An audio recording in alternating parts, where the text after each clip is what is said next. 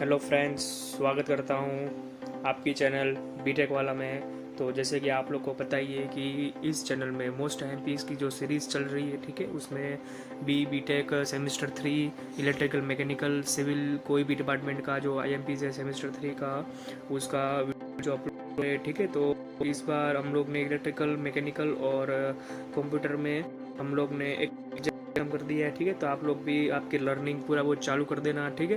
तो इस बार इस वीडियो में हम लोग एनालॉग टू डिजिटल का चैप्टर नंबर 2 लेने वाले हैं, ठीक है। चैप्टर नंबर 1 का वीडियो अपलोड हो गया है, ठीक है। तो आप लोग ने ना देखा हो तो देख लेना, ठीक है। और चैप्टर नंबर 2 में हम लोग एनालॉग टू डिजिटल, ठीक है, उसमें चैप्टर नंबर 2 लेने वाले हैं, ठीक है। इस वीडियो में चैप्टर नंबर 2 क्या है, तो चैप्टर नंबर 2 है लीनियर एप्लीकेशंस ऑफ ओपैम्प, ठीक है। लीनियर जो एप्लीकेशंस जो है जो ओपैम्प की, ठीक है, वो इस चैप्टर में आपको पढ़ाई चाहिए होगी, ठीक है, आपके कॉलेज में, ठीक है। तो उसमें उसके अंदर से कौन कौन से IMPs जो एग्जाम में ज़्यादातर पूछे जाते हैं वो हम लोग ने निकाल दिए है। 5, 6, 7 साल के पेपर्स में से हम लोग ने निकाले हैं, ठीक है। तो आप लोग इतना करिएगा तो आप लोग को आ जाएगा, ठीक है। फर्स्ट क्वेश्चन आपकी स्क्रीन पर दिख रहा होगा। फर्स्ट क्वेश्चन है important characteristics of an ideal op-amp. Ideal op-amp की इंपॉर्टेंट कैरेक्टरिस्टिक्स कौन सी है, ठीक है। तो वो आपको लिखनी है, ठीक है। कैरेक्टरिस्टिक्स पूरी आपको लिखनी पड़ेगी, ठीक है, उसको समझानी पड़ेगी, ठीक है। एग्जाम में 7 मार्क्स में आए तो समझानी भी पड़ेगी, ठीक है। तो उसमें कोई दिक्कत होनी नहीं चाहिए, ठीक है, आप लोग को। तो आप लोग कैरेक्टरिस्टिक्स ऑफ आइडियल ओपैम्प कर लेना, ठीक है। मोस्ट टाइम क्वेश्चन है, ज़्यादातर पूछा गया है, ठीक है। तो आप लोग कर लेना। इसका सॉल्यूशन चाहिए तो मेरे को कमेंट कीजिए, मैं आपको सॉल्यूशन दे दूंगा। सेकंड क्वेश्चन आपकी स्क्रीन पर दिख रहा होगा। Ideal voltage transfer curve. Voltage transfer curve जो है, ठीक है, वो ज़्यादातर पूछा जाता है 4 मार्क्स के अंदर, ठीक है। Ideal voltage transfer curve most IMP question है, ज़्यादातर पूछा गया है, ठीक है। तो आप लोग ये भी कर लेना, कोई दिक्कत नहीं आनी चाहिए एग्जाम में, ठीक है। और कोई किल्लत दिक्कत कोई भी कुछ भी आना नहीं चाहिए, ठीक है। अब इसमें इस चैप्टर में से जो IMP जो मैं आपको दे रहा हूँ वो आप कर लेना, ठीक है, तो कोई दिक्कत नहीं आएगी।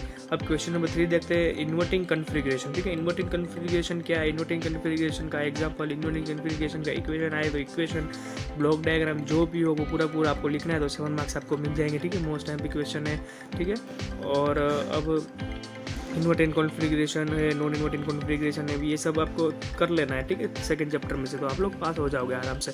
अभी क्वेश्चन नंबर 4 देखते हैं। Non inverting configuration. Non inverting configuration क्या है? उसका इक्वेशन है, थोड़ा बहुत वो आपको कर लेना है। इन्वर्टिंग नॉन इन्वर्टिंग दोनों मोस्ट IMP है, उसमें इन दोनों फर्स्ट सेकंड चैप्टर में से कर ही लेना है, ठीक है। उसको आप तो कोई भी पूरा इन्वर्टिंग कॉन्फ़िगरेशन और नॉन इन्वर्टिंग कॉन्फ़िगरेशन कर लेंगे तो आप लोग को आ जाएगा, ठीक है। उसमें कोई भी क्वेश्चन हो तो आप लोग लिख पाएंगे थोड़ा बहुत उसके रूबरू में, ठीक है। तो आप लोग को हमारा वीडियो पसंद आए तो लाइक कीजिए, शेयर कीजिए और सब्सक्राइब कीजिएगा, ठीक है। अब क्वेश्चन नंबर 5 की तरफ बढ़ते हैं। क्वेश्चन नंबर 5 आपकी स्क्रीन पर दिख रहा होगा। क्वेश्चन नंबर 5 क्या? इंस्ट्रूमेंटेशन एम्पलीफायर, ठीक है। इंस्ट्रूमेंटेशन एम्पलीफायर ज़्यादातर पूछा गया है, ठीक है, और इसका फिगर भी आता है ज़्यादातर, तो आप लोग वो कर लेना, ठीक है। तो कोई दिक्कत नहीं आएगी। Instrumentation amplifier most IMP question है, ठीक है, कर लेना आप लोग। अगली बार भी था और उसके अगली बार भी था ये, ठीक है, ये क्वेश्चन, तो आप लोग कर लेना। अब क्वेश्चन 6 की तरफ बढ़ते हैं। क्वेश्चन 6 आपकी स्क्रीन पर दिख रहा होगा। इंटीग्रेटर जो है वो बहुत बार पूछा गया है, ठीक है। तो आप लोग भूले बिना कर ही लेना, ठीक है, कोई दिक्कत आनी नहीं चाहिए उसमें हम लोग को, ठीक है। पास होना है हम लोग को GTU के एग्जाम के रूबरू में। थर्ड सेम थोड़ा बहुत सबको हार्ड लगता है क्योंकि उसमें टाइम थोड़ा बहुत कम होता है, ठीक है, तो उसमें थोड़ा बहुत हार्ड लगता है। और बीटेक बी का चेकिंग भी बहुत ज़्यादा है GTU का, तो बहुत डिफिकल्ट डिप्लोमा का जैसा नहीं है, ठीक है। तो आप लोग को मेहनत करनी पड़ेगी। क्वेश्चन नंबर 7 देखते हैं। क्वेश्चन नंबर क्या है? फर्स्ट ऑर्डर लो पास बेटर बोथ फिल्टर, ठीक है। वो जो फिल्टर जो है, ठीक है, फर्स्ट ऑर्डर लो पास बोथ फिल्टर, वो जो है वो आपको कर लेना है, ठीक है। फिल्टर जो है आपको 2-3 फिल्टर है वो आपको कर लेना है, तो वो आपको ज़्यादा हेल्पफुल होंगे एग्जाम के अंदर, ठीक है।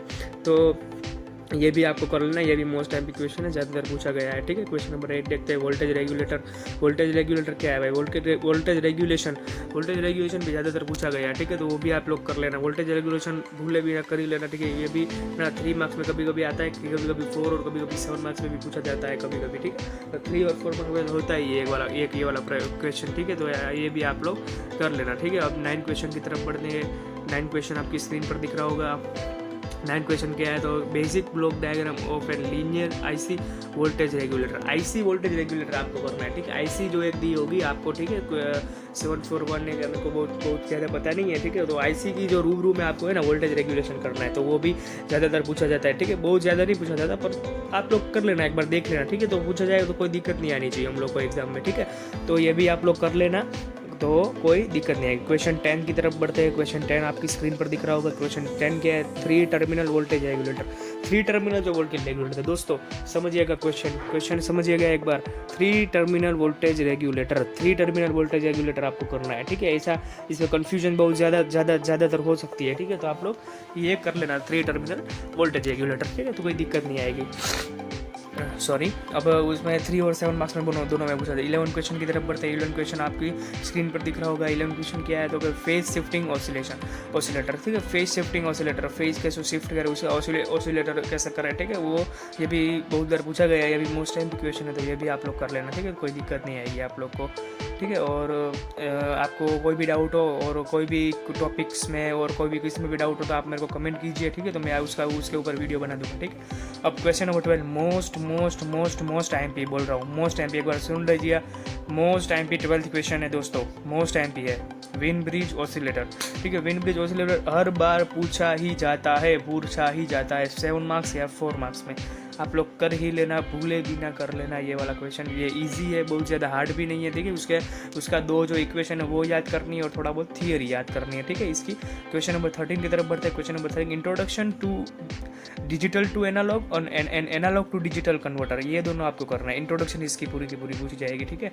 डिजिटल टू एनालॉग कैसे करता है, एनालॉग को डिजिटल कन्वर्ट कैसे करते हैं, इसकी पूरी की पूरी ये वो जो थियरी है, ठीक है, वो पूछी जाती है, ठीक है। Right in detail working on and with diagram, ठीक है।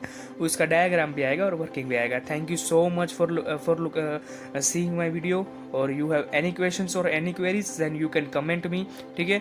I will be given and chapter number 1 of analog to digital subject given in description, so please go through it and start learning your, okay. तो कोई भी doubt हो तो मेरे को comment कीजिए। Thank you so much, thank you once again, thank you so much.